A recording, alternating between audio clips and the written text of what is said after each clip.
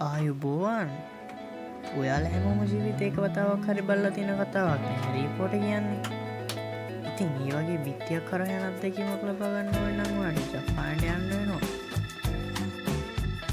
වාර්තා වෙන විදිහට මේතන කට්ටිය අඩු වෙන්නෙම නෑලු. හිම වලින් ලංකාවට තර්ජනයක් නැති වුණාට වෙනත් රටවල හිම කියන්නේ මහත් කරදරයක්. පාරට හිම වැටෙනවා කියලා දැනගත්තට අයින් කරන විදිය දැනගෙන හිටියේ නෑ නේද? කරන්ට් වයර් වල හිම අයින් කරන්නේ ඩ්‍රෝන් වගින්. ඉතින් ජීවිතේ අනිවාර්යෙන් ලබන්න ඕන අත්දැකීමක් තමයි මේක. ඔයා ඕන තරම් නැටුම් දැකලා ඇති. ඒ වුණාට කුන්ෆු වලින් වැඩ දාන නැටුම් අන්න මේක.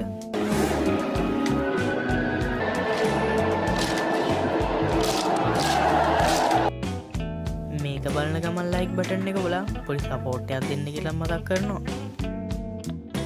මේ තියෙන්නේ අයිස් වලින් හැදුණු ලස්සන ගුහාවක්.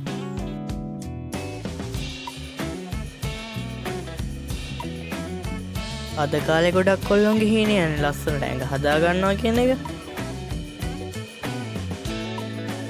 ඒකෙන් පස්සේ අපි යන්නේ හුස්ම ගන්න පොළොවක් පැත්තට.